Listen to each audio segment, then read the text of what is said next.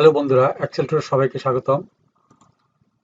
আজকে আমি নিয়ে এসেছি এক্সেলের অত্যন্ত গুরুত্বপূর্ণ একটি রিপোর্ট ফাংশন, তা হচ্ছে পিভট টেবিল।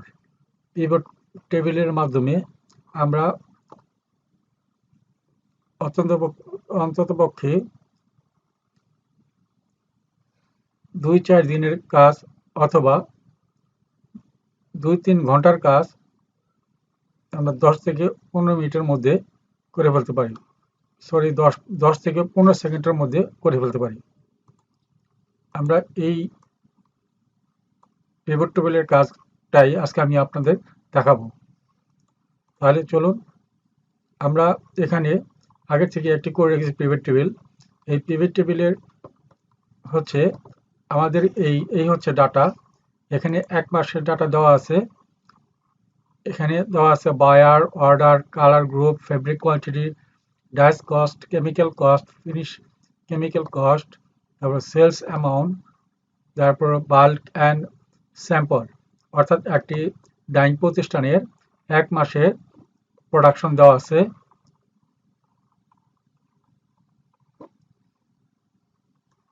অনেক রো, প্রায় 4000 রো। এই 4000 রো এর মধ্যে ডাটা দেওয়া আছে। এই ডাটার মাধ্যমে আমরা এই পিভট টেবিলটি করে রেখেছি। এখানে পিভট টেবিলের মাধ্যমে আমাদের এই কালার ওয়াইজ, ফেব্রিক কোয়ান্টিটি, তারপর এই dyes cost, chemical cost, finish cost, তারপর সাম সেলস অ্যামাউন্ট, আমাদের এখানে যেগুলো আছে এগুলোর ডিটেলসটা আমরা এখানে নিয়ে এসেছি এই পিভট টেবিলের মাধ্যমে। এখানে আবার আছে বায়ার, অর্ডার।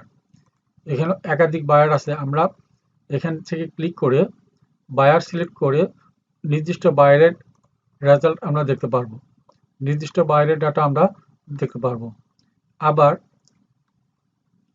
একই বায়ারের একাধিক অর্ডার থাকে, সেই একাধিক অর্ডারের মধ্যে থেকে আমরা নির্দিষ্ট অর্ডারের রিপোর্ট আমরা দেখতে পারবো। এখানে ক্লিক করলে ওই নির্দিষ্ট বায়ার, এই বায়ারের, যেমন এই বায়ারের এই অর্ডারের কোনো কাজ নেই। আবার আমরা যদি অর্ডার চেঞ্জ করি, এটারও কাজ নেই, অর্থাৎ যেটার কাজ আছে শুধু সেটা শো করবে, এটারও নেই।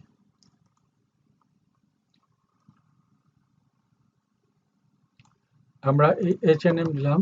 H&M নিয়ে আমরা এখন H&M দেখব। এই অর্ডার সিলেক্ট করলাম।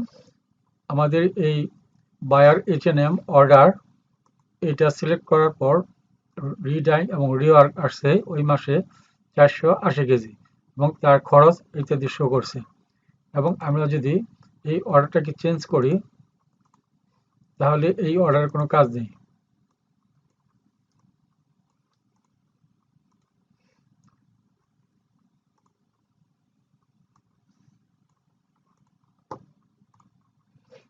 এখানে বাইরের এই অর্ডারের কাজ হচ্ছে অ্যাভারেজ কালার 574 কেজি, তারপর dyes cost, chemical cost, finishing cost, sales amount. আমরা যে কস্ট এবং সেলস শো করেছি। এই কাজটি কিভাবে পিভট টেবিলে করতে হয় তা আমরা দেখব। আমরা যদি এই কেসিএলের এই ঘরে যদি আমরা ফিল্টারের মাধ্যমে এই রেজাল্ট দেখতে চাই, তাহলে আমরা টোটাল দেখতে পারবো না। এক এক সময় এক এক টোটাল, একই টোটাল বারবার দেখাবে। কিন্তু এই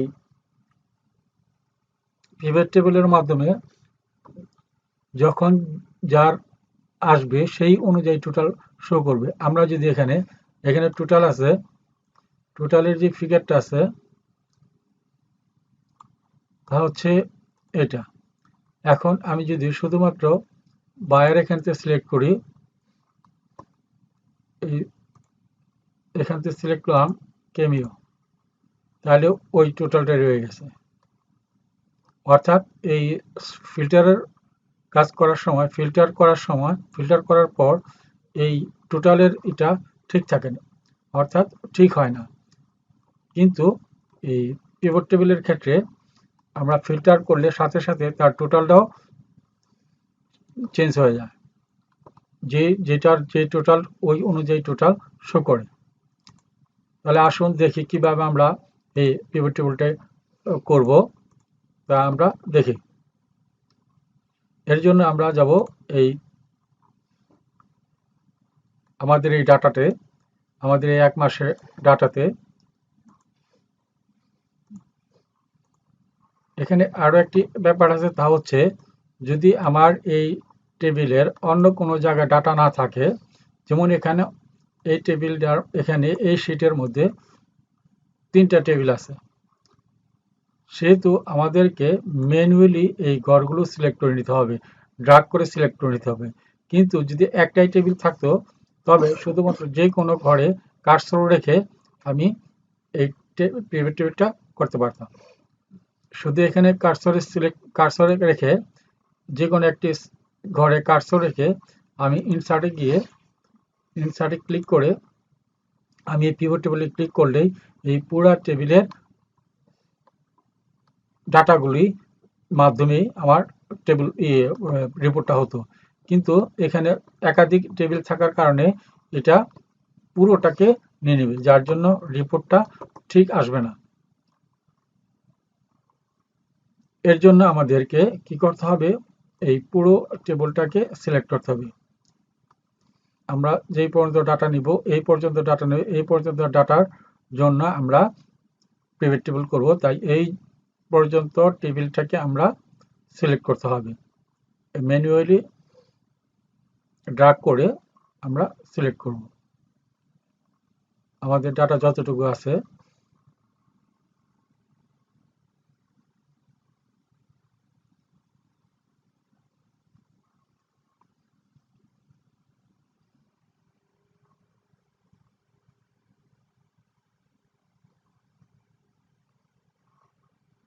সিলেক্ট করলাম।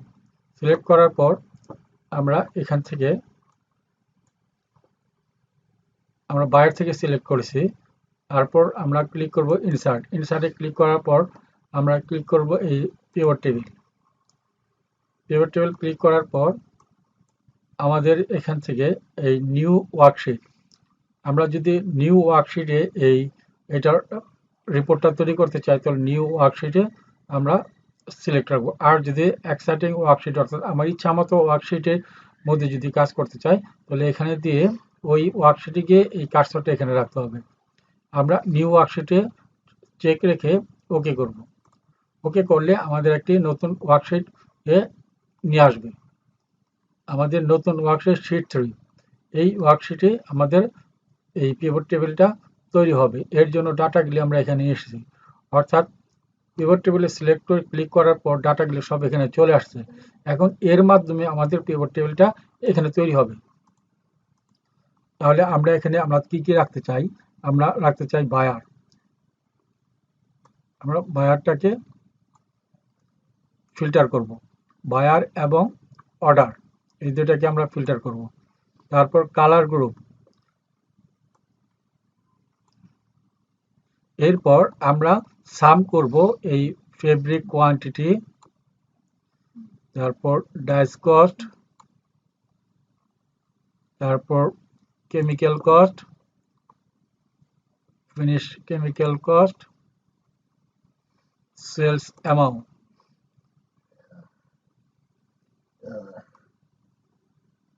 আমরা কি করলাম, এই ফিল্টারে রাখলাম বায়ার এবং অর্ডার, অর্থাৎ বায়ার এবং অর্ডারের মাধ্যমে আমরা ফিল্টার করে বিভিন্ন বায়ার এবং বিভিন্ন অর্ডারের রেজাল্ট আমরা জানতে পারবো। আর এই কালার গ্রুপ অনুযায়ী এই খরচগুলো শো করেছে, খরচ এবং সেলস দেখানো হচ্ছে রিপোর্টে। তাই আমরা রাখলাম এই কালার গ্রুপটা এর মধ্যে এখানে রাখলাম। আর যেগুলোর আমরা টোটাল করব সেগুলো রাখবো এই ভ্যালুতে দিয়ে সেগুলি সাম করে আমরা এখানে শো করব। কখনো কখনো এইটার মধ্যে সাম না এসে কাউন্ট হয়, তখন সেই ক্ষেত্রে আমরা এখানে ক্লিক করে এই ভ্যালু ফিল্ড সেটিং করে এখান থেকে আমরা সাম করে নিব। তাহলে আমাদের এই পিভট টেবিল রেডি হয়ে গেল। এখন এখানে আমরা বায়ার সিলেক্ট করতে পারবো, যেমন আর্কেড সিলেক্ট করলাম ওই অনুযায়ী কাজ হলো। এটাকে আমরা সিলেক্ট করতে পারবো ইচ্ছা মতো। তারপর আমরা বিভিন্ন বায়ারের কাজ আমরা দেখতে পারবো। এখানে ক্লিক করে, এভাবে ক্লিক করে ফিল্টারিং করে আমরা বিভিন্ন বায়ারের কাজ আলাদা আলাদাভাবে আমরা এই রিপোর্টে শো করতে পারবো। আবার অর্ডার অনুযায়ী আমরা দেখতে পারবো। এরপর আমরা এটাকে এখান থেকে ক্লিক করে আমরা অল বর্ডার করে দেব, এবং এটাকেও আমরা অল বর্ডার করে দেব। তাহলে আমরা দেখলাম কিভাবে এক্সেলের মাধ্যমে পিভট টেবিল করা যায়। খুব অল্প সময়ের মধ্যে বিরাট একটি শীট থেকে অল্প সময়ে এর একটি সুন্দর রিপোর্ট উপস্থাপন করা যায়। এখন আমরা এই রোকেও আরো এডিট করে সাজাতে পারি। সেটা হচ্ছে আমাদের কালারগুলি হচ্ছে যেগুলি প্রোডাকশন, সেগুলো হচ্ছে এখানে ওয়াশ, হোয়াইট, তারপর average colour, extra dark colour, reactive black. এগুলো আমরা উপরে নিয়ে আসবো। প্রথমে আমরা এই ওয়াশকে নিয়ে আসি, এইভাবে সিলেক্ট করে যখন এখানে প্লাস চিহ্ন আসবে, এই চিহ্নটা আসবে, এই চিহ্নটা আসবে, তখন এটাকে আমরা ড্রাগ করে উপরে নিয়ে যাব। তাহলে পুরা রোটি আমাদের উপরে চলে যাবে। এবং এরপরে আমরা নিব হোয়াইট, পুরোটা সিলেক্ট করে ঠিক একইভাবে টেনে আমরা ওয়াশে নিচে নিয়ে আসবো। আমরা হোয়াইটকে উপরে নিয়ে যাই, ওয়াশকে নিচে আনি, ওয়াশ, হোয়াইট, ওয়াশ। এখন আমরা নিব অ্যাভারেজ কালার, এই হচ্ছে আমাদের অ্যাভারেজ কালার। অ্যাভারেজ কালার নিয়ে যাব উপরে। এরপর আমরা নেব এক্সট্রা ডার্ক কালার। এভারেজ কালারের পর আমাদের নিতে হবে এক্সট্রা ডার্ক কালার।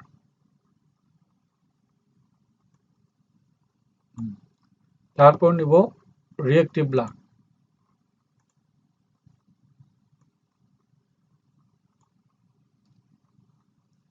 আমরা এই যেগুলো প্রোডাকশন, অর্থাৎ এগুলো হচ্ছে প্রোডাকশন, একটি ডাইং প্রতিষ্ঠানের এগুলো হচ্ছে প্রোডাকশন, আর এগুলো হচ্ছে আদার কাজ, অর্থাৎ রিপ্রসেস, তারপর রিম্যাচ, এগুলো। এই এওপি ওয়াশটাও কোনো প্রতিষ্ঠানের এটা প্রোডাকশন। তাহলে এই হচ্ছে আমাদের পিভট টেবিলের মাধ্যমে একটি বৃহৎ শীট থেকে অল্প সময়ের মধ্যে রিপোর্ট উপস্থাপন। পরবর্তীতে আমরা পিভট টেবিলের আরো অ্যাডভান্স লেভেলের পিভট টেবিল দেখব এবং এর স্লাইসারের কাজও দেখব।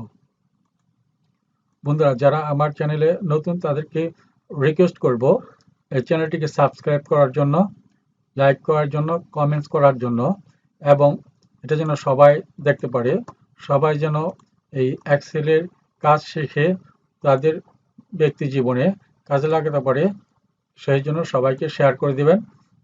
আর যারা নতুন, যারা ইতিমধ্যেই সাবস্ক্রাইব করেছেন, লাইক, শেয়ার, কমেন্টস করেছেন, তাদেরকে জানাই ধন্যবাদ এবং পরবর্তী ভিডিও দেখার আমন্ত্রণ জানাই। ধন্যবাদ।